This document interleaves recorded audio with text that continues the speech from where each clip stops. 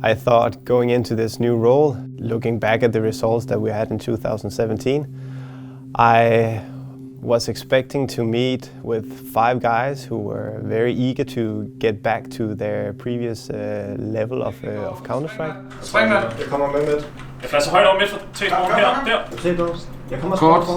Gå frem, når Philip skyder.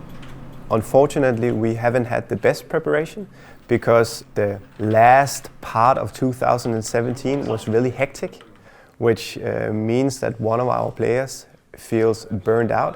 Så vi har ikke spillet Overpass siden starten af december.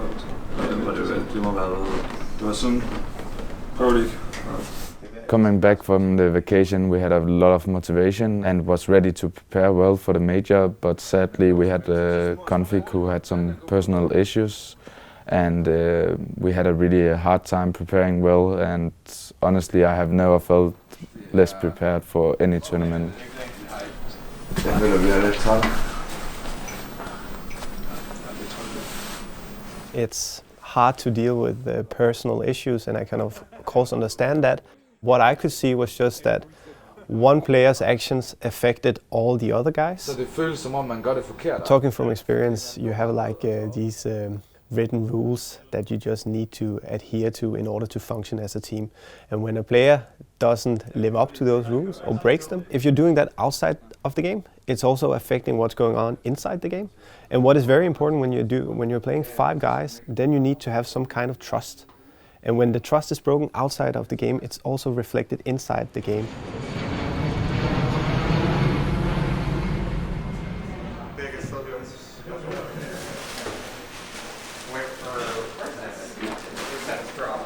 Umiddelbart så er det fint noget. Det er lige skimmet igennem. Joni is going to take you guys through photos. Yes, I am. Come follow, You guys going to follow her? me.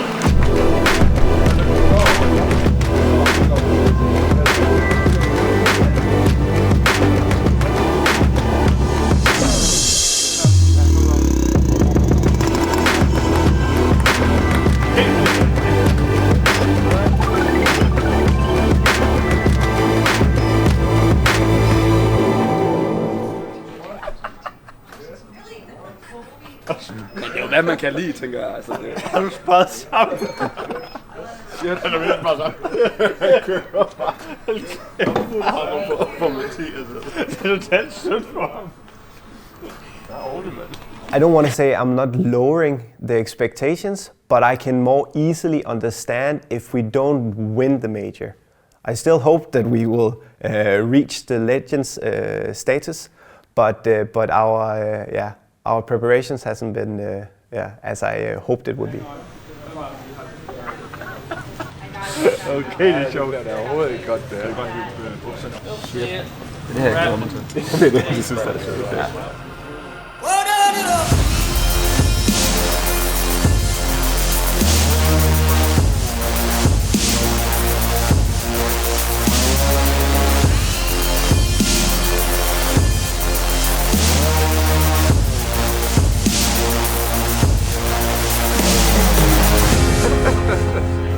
Du løber med dem på ryggen, det har jeg godt. Og så lover jeg for, at det kommer til at virke, og så får jeg min egen graffiti heroppe. Det er det eneste, du tænker på. Ja, det er det der planen. 3 i finalen til Major her. Drenge, vent! Jeg skal skyde dem igennem der for stikker eller graffiti. Valve.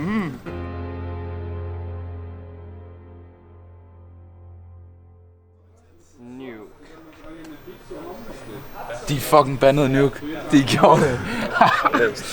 Yeah, it was actually one of the opponents we used the most time on, but we made this huge mistake that we expected them to want to play Inferno because they just beat FaZe on it. We were like, okay, if they look at our statistics, we haven't been so good on Inferno, so... Og Inferno. Så de vil spille OP eller hvad? Train eller Overpass. Kan du huske, hvad jeg sagde til dig i går, Madsen, da vi gik i Shit, man. We also prepared the other maps, but not so much Overpass, which ended up being played, so it was a mistake. Power, but either way, we're live and underway with the first game of the Legends stage, and it's North. Kashenda turning in, and now finally a bit of a return here as Config will take down Hutchie. So it's still a 2-on-3. That's easy gone. can't stop this bomb from entering into this site. His teammates are on the rotate. Valdi's going to push up and get aggressive. He's got to control the space. They're rushing out though. Kashander's found Config, and Valdi gets one more. It's down to JR with just 12 HP, and Valdi with the reaction. We played a pretty good terrorist side against them. We were prepared for how they wanted to push as counter-terrorists. I actually think we could have had even more terrorist rounds if a few things went a little smoother. The really bad part was our counter-terrorist side, where we overcommitted to some battles we shouldn't have. An AZ, good idea. He's just hunting for extra bonus money, and he might just get it. Kashander not aware. There's the jump around the corner. He is dropped down. Now they know that 2 more players are there. That's why they're swinging to take this fight with the AK. We didn't underestimate them at all. We prepared really well, and we thought it was going to be Inferno, but they surprised us with Overpass, and they obviously had a really good game plan, and we didn't have a game plan because we believed that they would remove it 100%. Test right now, and Valdes going to be dropped as well. Config with 1 kill, looking for the headshot. If he goes down, that's the end, and Vega will make it through to their next round here. Config It was a really tough game, and we wasn't in the game at all. After the game, Huchi went out in his interview and told that they knew that we expected Inferno, and they prepared Overpass. So that kind of took us by surprise, and it kind of made me a little mad because it was stupid by us just to sit in the shared practice room and practice Inferno, which they probably saw us do. So in hindsight, it was a big mistake to just focus so much on Inferno when obviously they were a step ahead of us.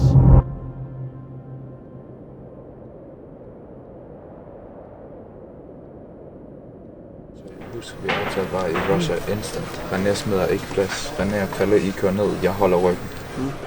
Det må vi starte til. Vi skal molo helt ud til venstre. Så hvis de løber helt ud. Eller molo pop. Venstre side sekseren. Ja, og så enten Fille eller René smider den anden molo. Det skal ikke være mig. Det skal det være René. Yes, held og lykke, mand. I har den. Og så mange. Jeg er nervøs. Mere nervøs, end da jeg spillede. Nu er det danskerkampen, den skal vi fandme vinde. Det er vigtigt. I want to hear you say the words. Who you got winning it? I have to put my money on Astralis for this one. I'm so sorry, no, please forgive me. In the preparation for Astralis' CT side, we kind of knew they must have had some issues with how to handle that the Dupree was going to be the main orb. We kind of didn't know who was going to play Pop Dog for them, who's going to play Ali. So we went in with really just more focus on our own game in that match. Obviously we were prepared for how Sipnix was going to hold the B bomb side, but the A bomb side, we kind of expected them to play really loose, and I think that's why it worked out for us. There's a chance, and he does. Completely blind. Valdi jumps up to spot him, and they know exactly where he is, and he's dropped. So many players coming his way. He had no idea that they were going to be all rushing right at him. Glaive is going to go down. Good pickup from Dupree, but they've lost device in the meantime, and this is just, again, raw power coming out of North and no response from Astralis. It's actually funny because it felt really good, but I also had this feeling of like, okay, this could easily slip out of our hands. So even though we had such a comfortable lead, 11-4, if I remember correctly, and then we even got the pistol round on CT, I still had this feeling that, okay, it can slip away. Because that has been a part of our history, is that once we meet some kind of resistance, then we can just break down. And that is what happened. Cell's pretty much dead as well, so big roll for AZ, and actually he turns away. They're going to get a lot of ground. They're going to be able to turn this corner. MSL's in danger. AZ wins the first one. Careby now leaking with the Deagle, finds both. That's exactly why Dupree adds on. This is brilliant. When I saw Astralis was searching bomb site A with the Eagles, I got sweaty hands. And it's just that one decision from AZ to head over towards the back of the train that allows him to get that angle. I really felt like, okay, that was the crucial round, because it totally blew our self-esteem. He will be a little bit pissed off if he watches that back and sees exactly when they jump through that smoke, right when he moves. You can just feel it. Just how the round was executed, seeing the guys on the stage, how they acted afterwards. It was just all of a sudden, it switched. Now they knew that, okay, this is not going to be a walkover. Now we need to fight our way back. Sure, they don't have what it takes, and device will drop here. Trouble at all here. 9-13, and now they're creeping ever so closely. They're just on the edge of making this comeback work. They really are, and this is smart. I like this. I don't know. They said they were going to have to be careful with how they approach their economy. We felt really confident on train, especially against Astralis. I think like we knew the strategies completely, and even though we knew that going into our CT side, it just didn't work at all. They want the force buy, and after that they were running all the strategies that we knew, and we couldn't close it. Well, Cajun taking one more kill with 7 seconds left. They're gonna get the bomb plant anyway. He just did so much for his team. Now it's a 2-on-2. Glaive sneaking in, gets the headshot, and the follow-up. The comeback is real. 16-14. Astralis with an absolute godlike play. It's the most frustrating thing to know exactly what they're doing and can't do anything about it, especially on train. Our CT side, we didn't have any like good setups and stuff like that, which we should have, because we relied on individual skill and we just weren't there individually.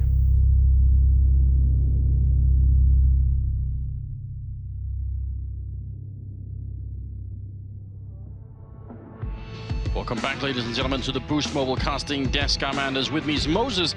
We're about to head into the next game of the day, which is North and Big. That's gonna be interesting.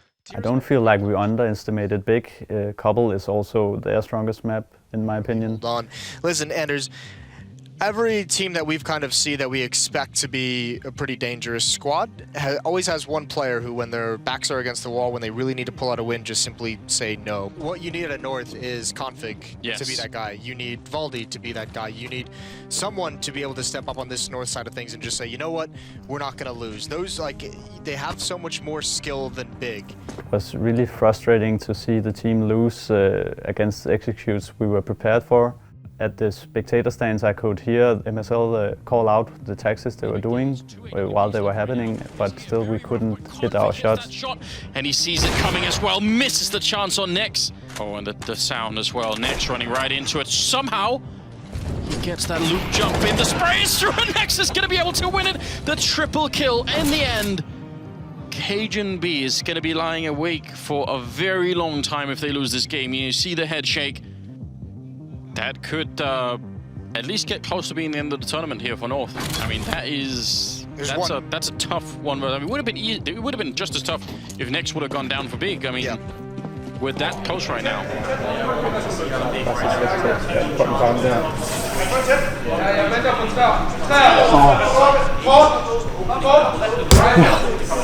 Mathias, seconds. The bomb is still not planted. He's going to tap it one. Next coming out with a spray, and he gets the kill. 3 seconds left for the triple. This is going to get rough. Trying to see if he can move in. He's got the Molotov, but he hasn't used it yet. Trying to peek all the angles, and he gets shot in the face. Legia takes him down. 16-12. Big continue, and North are out of the major. What a shot coming into this as well. Didn't look like Big.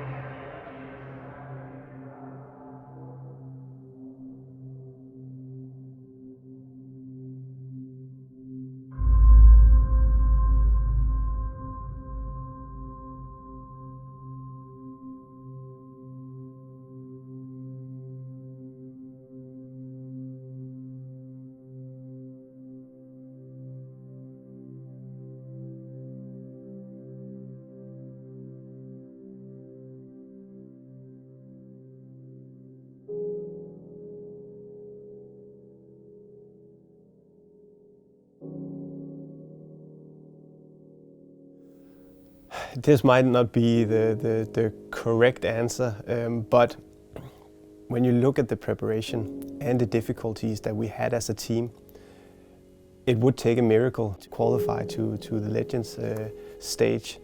So I sort of felt like, okay, I'm really sorry for the loss, guys, and it sort of slipped away, but in my mind, and this might not be the right way, but in my mind I was already past the major, because 14 days with such a lack of preparation and these difficulties, it's just like, okay, we need to get the major over with, and then we can come home and then we can take action, so we can start working on these issues, fixing these issues, so we can become this high performing team that we all know that we have the capability of being.